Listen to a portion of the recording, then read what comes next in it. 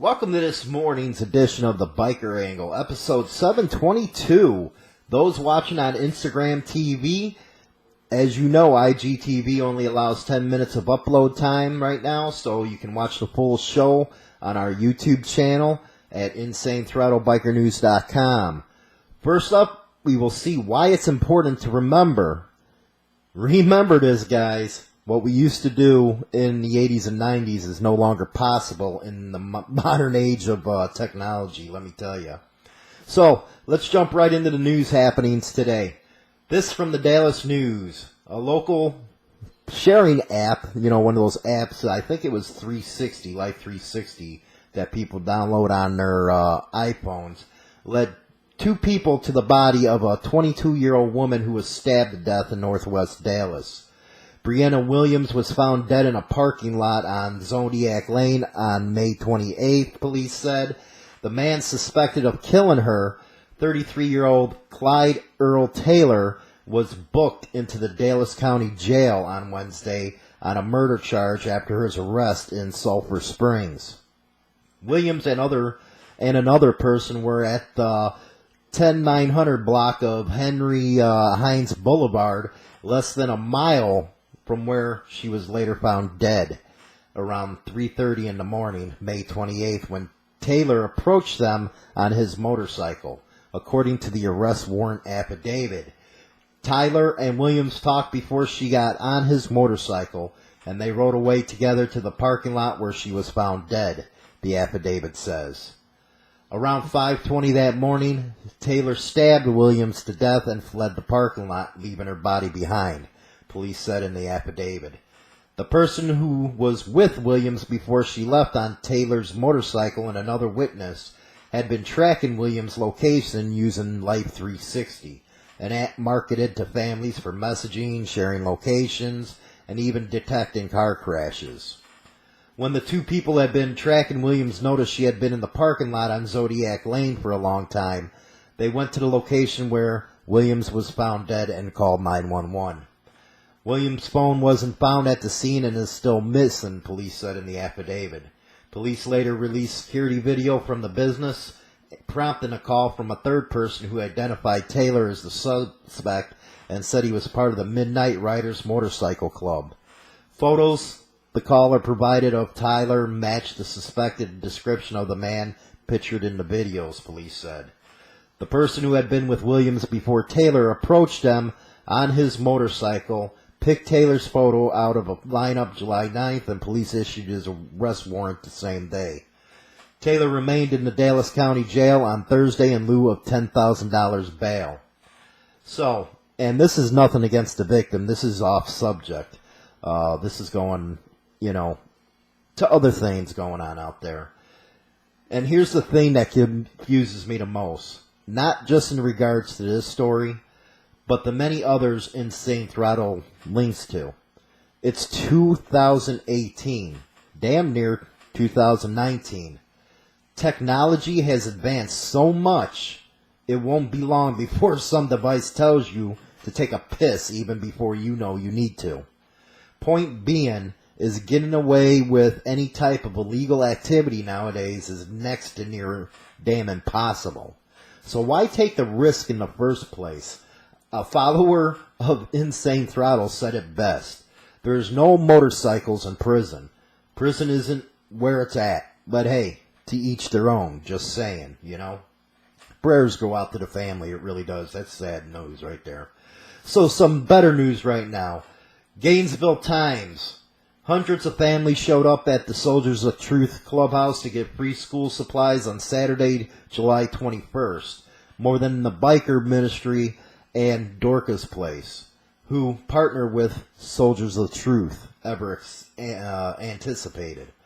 Members of the Biker Ministry ended up going to Walgreens for more supplies after a line formed at 10 a.m., 2 hours before the event was supposed to start. But the members didn't have a problem with it. They happily started giving out supplies they bought while offering a hot lunch fresh off the grill.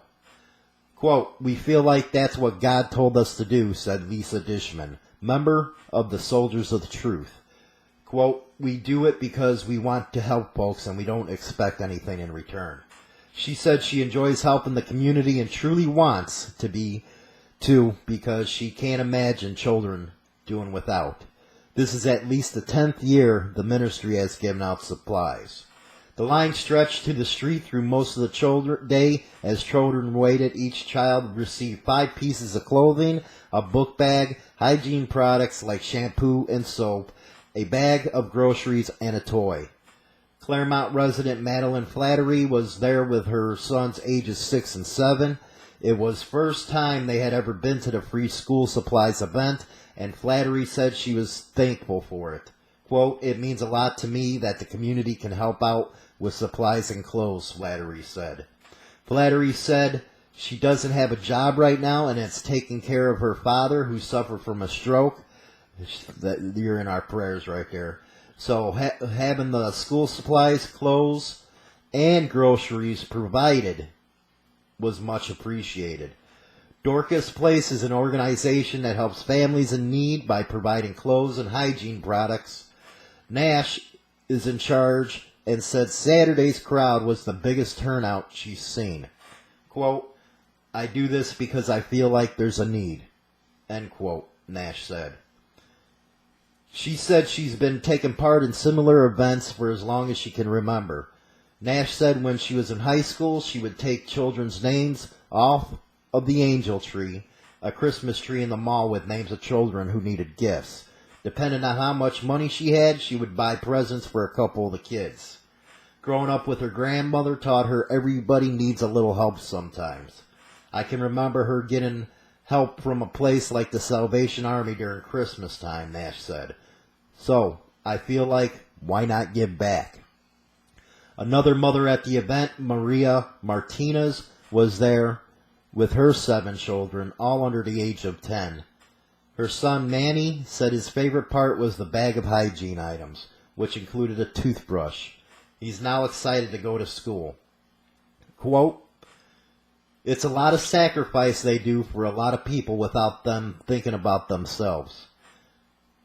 Maria Martinez said, "Just giving it out, it's so nice. It's helpful, especially when you have a lot of children and you don't have the money or resources to get a lot of them the things that they need at school." Right there, guys, gals, that's what the biker community is about. You know, right there, kick ass. And beers up. Keep the biker community proud, man. You guys did good out there, man. You know, that is something that's special. Boston Globe. The noise was deafening as nearly 200 motorcyclists took off from River Street in Mattapan Saturday morning.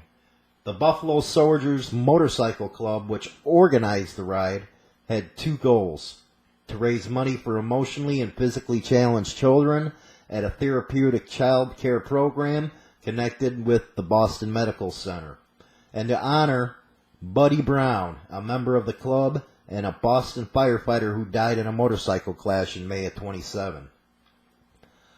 Dana Smith, president of the Boston chapter of the Buffalo Soldiers MC, said the annual ride, called the Buddy Run, has raised more than $60,000 for supporting parents and Resilient Kids Center. This is the 10th year the club has organized the Buddy Run, and the 9th year proceeds from the ride have gone to the Spark Center. The club expected to raise about $10,000 for Saturday's ride. Quote, "If you knew Buddy, he was a gentle giant and a caring person," Smith said. "If you look at the Spark Center and how they treat the children, that defines Buddy."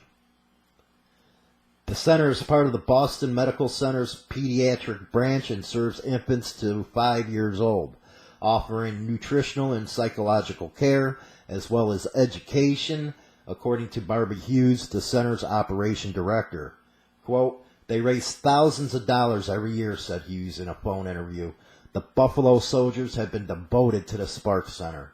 Hear, hear. Hughes said the funds raised at Buddy Run will go towards therapeutic and nursing equipment for the center. Spark's executive director, Martha Vimbert, said the center, which can accommodate about 35 children, aims to take the stigma out of health management by combining treatment and education. The ride launched around 11:15 a.m., Saturday, with nearly 200 riders from various motorcycle clubs in the area donning helmets and leather jackets and hitting the road. According to the club, the Buffalo Soldiers Motorcycle Club, which is named for the regiments of the African American soldiers formed in the U.S. military following the Civil War, welcomed members from around the state and as far afield as Florida and California.